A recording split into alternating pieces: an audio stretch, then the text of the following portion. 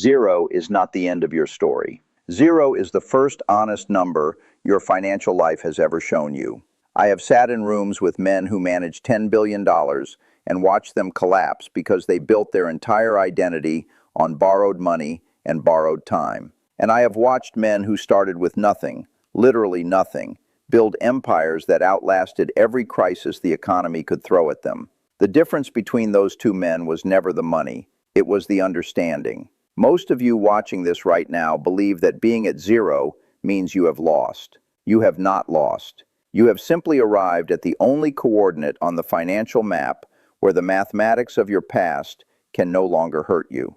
I call this the zero paradox. The system spent years convincing you that zero was the worst place to be. But zero is the one place where compound interest, the same force that destroyed you, can finally be made to work in your direction. Welcome to the most important lesson you will learn about money, rebuilding, and what it actually means to begin. Let me start the way I always start, with honesty. I know what it feels like to stare at the ceiling at 3 in the morning, not because I have always been wealthy, but because I have watched enough human beings live through that exact moment to understand its weight. You are terrified to open the banking app. You decline calls from numbers you do not recognize because your stomach already knows who it is. You feel the specific, suffocating shame of a person who believes they have failed everyone who ever believed in them. I need you to hear me very carefully right now. That shame is not a signal from the universe that you are broken. That shame is a product. It is a carefully manufactured psychological weapon that the consumer economy uses to keep you paralyzed, because a paralyzed debtor is a profitable debtor.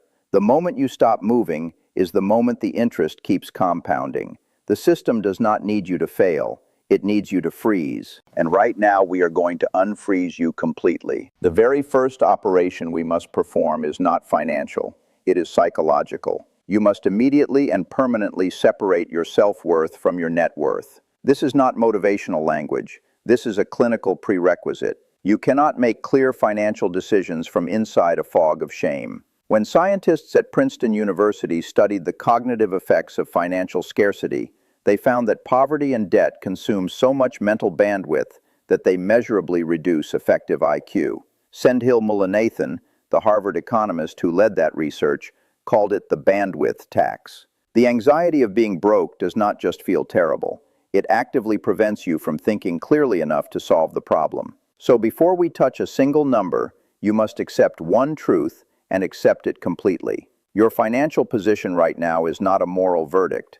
It is a mathematical error. And every mathematical error, no matter how large, has a mathematical solution. That solution begins tonight, not tomorrow. Tonight you sit down with a blank piece of paper and you write down every debt, every balance, every number you have been avoiding. You stop hiding from the map. Because the most dangerous place in finance is not zero. It is the dark, the space where you refuse to look at what you actually owe. When you finally look the monster in the eye, something happens that most people do not expect. The terror begins to shrink. The unknown is always more destructive than the known. Your enemy is a number, and numbers can be defeated. Now let me teach you about what I call the ego tax. This is the concept that, in my observation, does more damage to working class wealth than any market crash or economic recession ever has. The ego tax is the premium you pay every single month to maintain the appearance of financial health you do not possess. Look at the people around you. You see individuals earning $40,000 a year driving a $45,000 car, paying $600 a month for a machine that depreciates the moment they turn the key. They carry a $1,000 phone. They pay for 4 streaming subscriptions they have forgotten they own. They spend $15 a day on food delivery because cooking feels like defeat. They are not enjoying these things.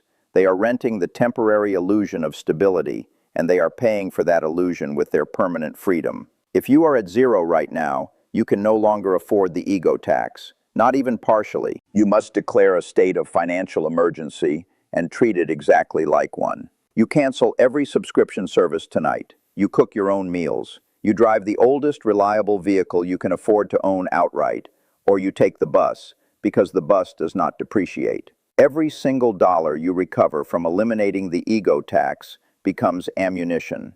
You take that ammunition and you fire it directly at your highest interest debt.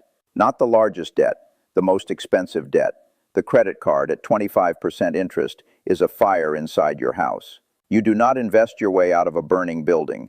You put out the fire first. When you begin this process, something entirely predictable will happen. I want to warn you about it before it arrives, so that it does not catch you off guard. Your social environment will resist you. Your friends will invite you to expensive dinners, and when you decline, they will call you cheap. Your colleagues will mock the discipline. People who are drowning in the exact same debt trap will tell you that you are taking things too seriously and that you need to live a little. Let them talk. Their discomfort has nothing to do with you and everything to do with themselves. Your discipline is a mirror they do not want to look into. The people mocking your financial recovery are, in almost every case, one unexpected expense away from the same crisis you are climbing out of. You are not being antisocial. You are being surgical. Isolation is the price of reconstruction. You pay it willingly, knowing exactly what you are buying with it. Now, I want to talk about what happens when you finally reach zero, because this is the moment that most people underestimate completely. When you make that final debt payment and you look at the screen and the balance reads exactly zero, you will feel something that is difficult to describe to someone who has not experienced it.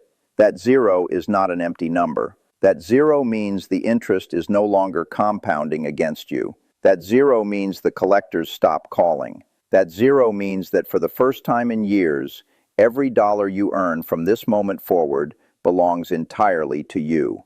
Zero is your graduation. Zero is the clean slate.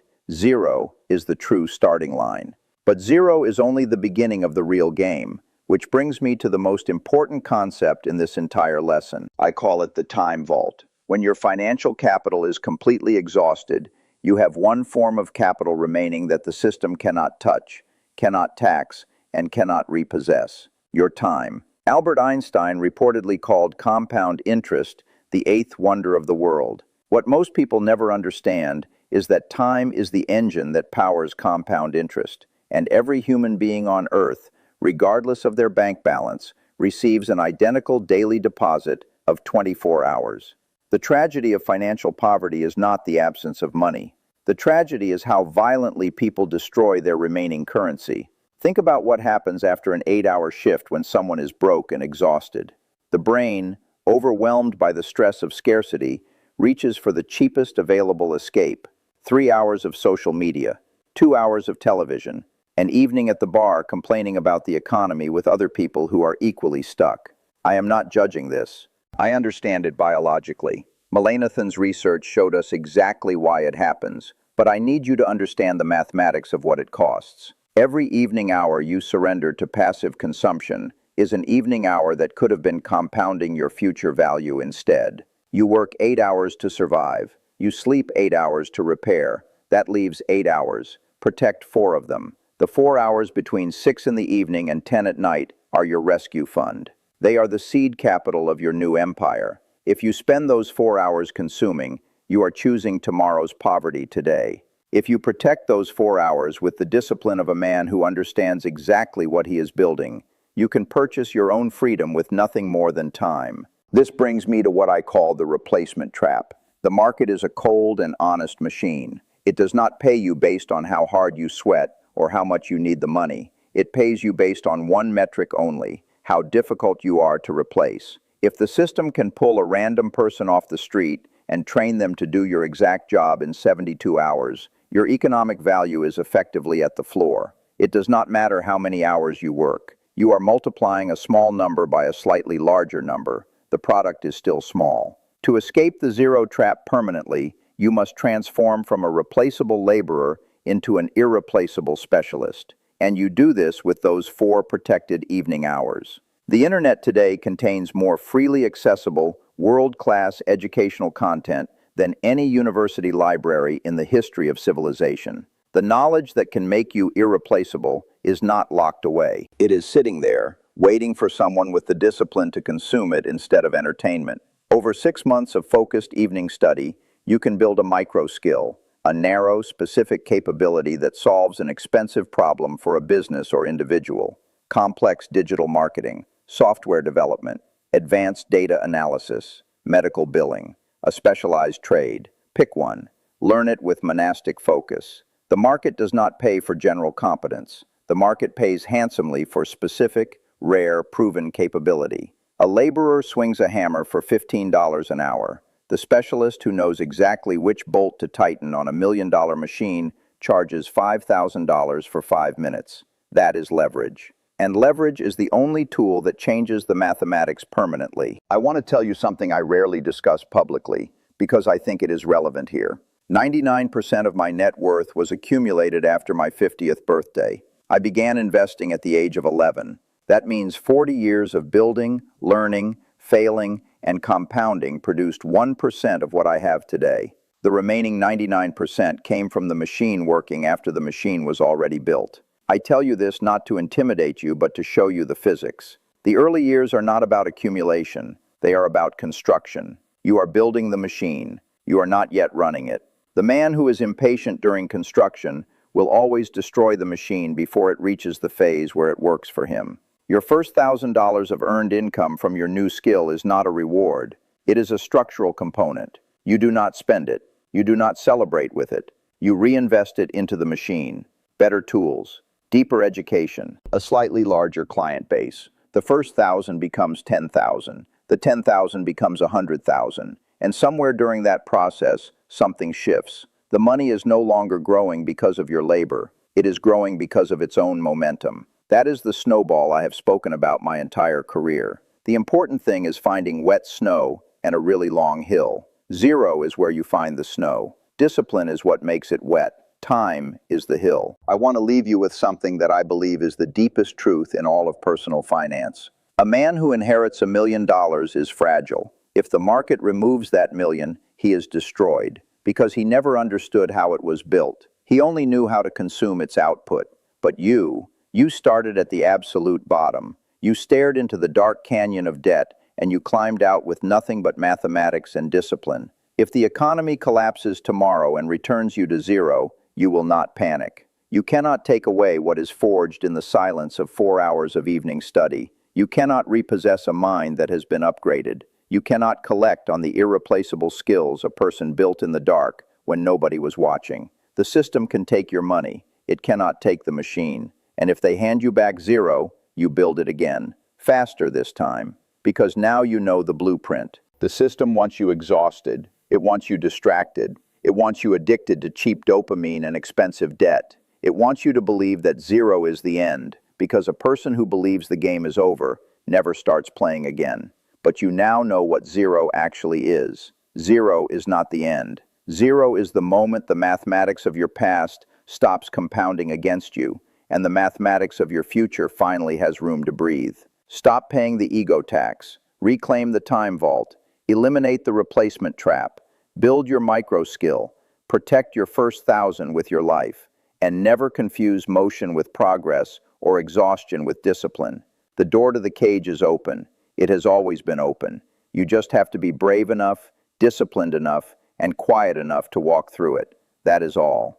Thanks for watching.